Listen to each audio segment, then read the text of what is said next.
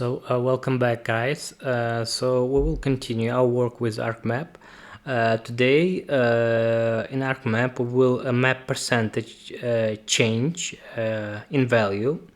Data summarized by areas such as census counts or property values changed over time. The change can be shown as a simple values in a map series or as a percentage change for the study interval.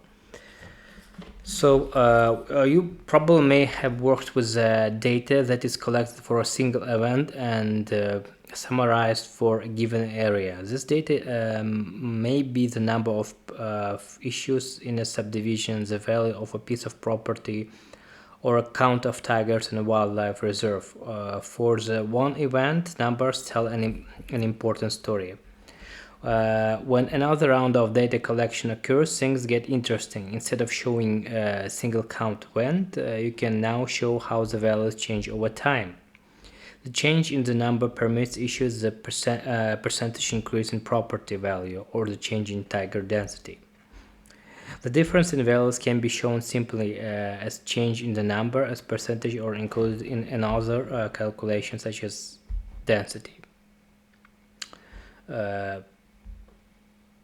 For instance, seeing the change for something such as property value is hard to understand and encompass over large areas, so it may be useful to show the change as a percentage. Imagine we have a scenario. These are the residential buildings and also the tax values. We have tax values and property values in the city. Let's imagine that the city council has approved a new home owners assistance program that will help owners to get grants to remodel their homes, thus increasing the value. It has also instituted a streamlined permitting process so that the homeowners can get the bulk of the work done quickly. So we have been asked, we will map and highlight target areas. First of all, single family residential type of property in a city that is decreased over time for 3%.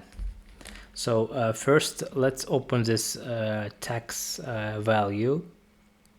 Let's see this attributes. This is a tax value for 2010, 12, 14, shape length, shape area, E key. This is a dwelling unit number, 0, 1, etc. Only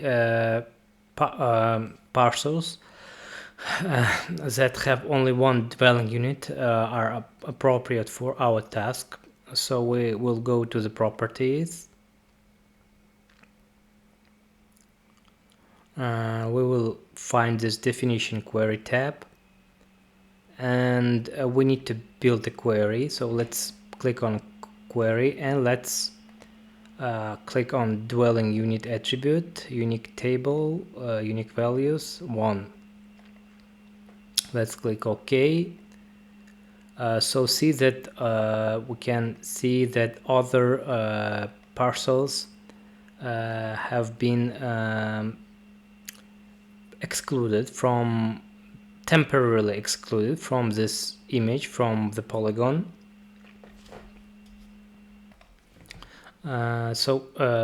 We need to map the percentage change of tax from 2012 to 2010, 2014. So let's add first the attribute table. Let's name it percent change.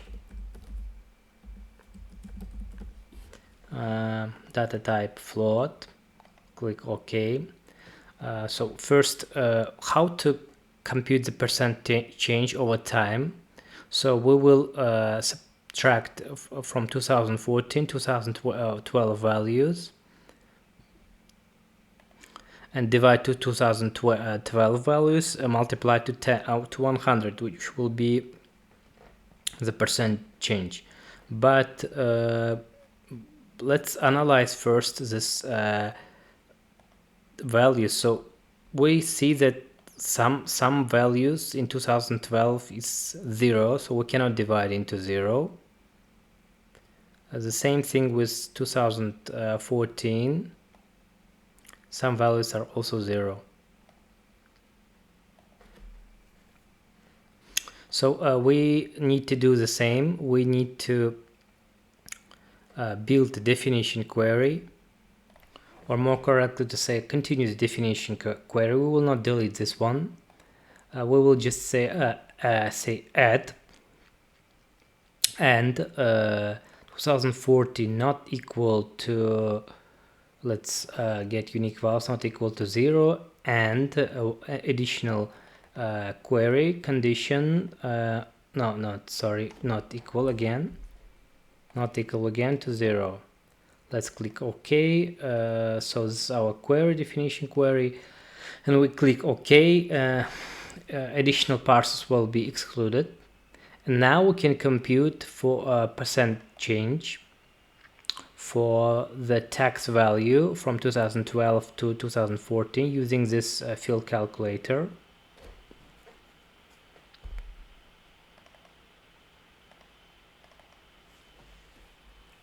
So 1 to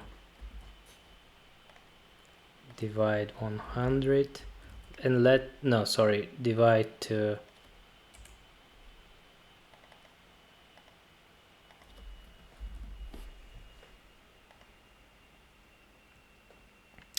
100. So let's compute percentage change. This was a failed during process. Check the geoprocessing results window.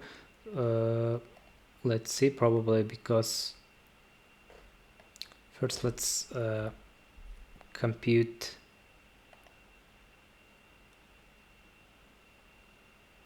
without brackets, without 100. So now it's computed the percent change. We need to, strange why it didn't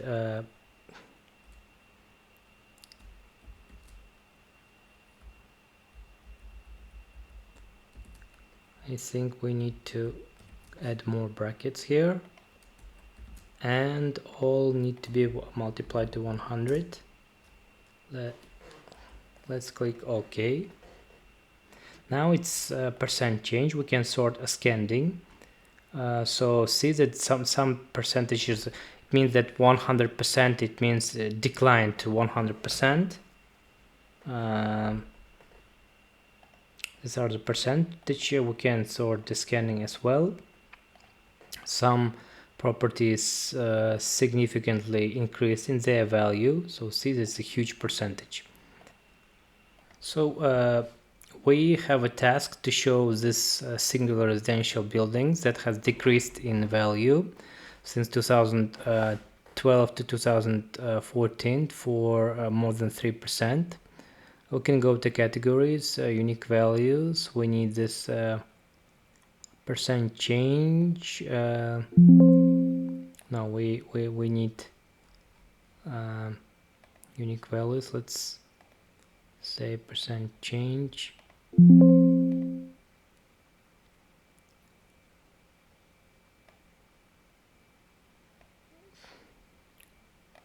No, let's go to categories, graduated color, percent change. So now we have this 5%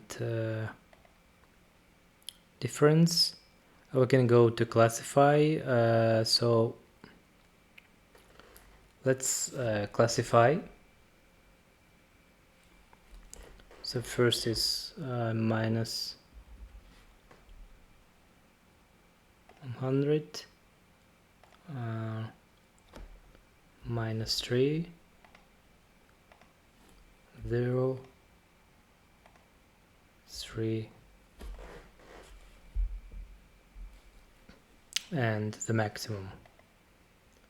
So these are the categories from minus 100 to minus 3%, etc. So we need this category. Now let's change minus, Let's again go to the classifier tab.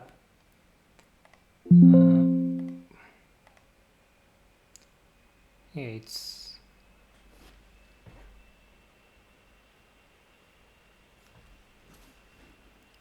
minus 100, so it's from minus this one to this one. Yeah, should be correct.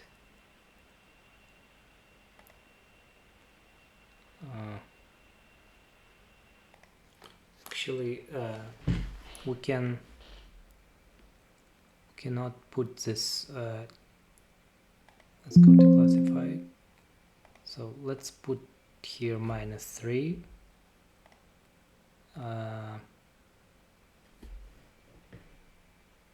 Minus, no, it's 0, 0, 0.1.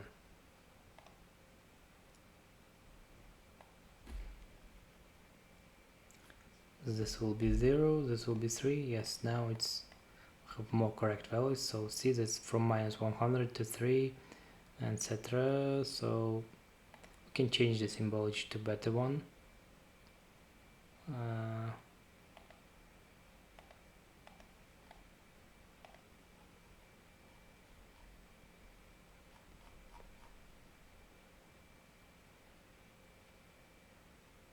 Let's change this.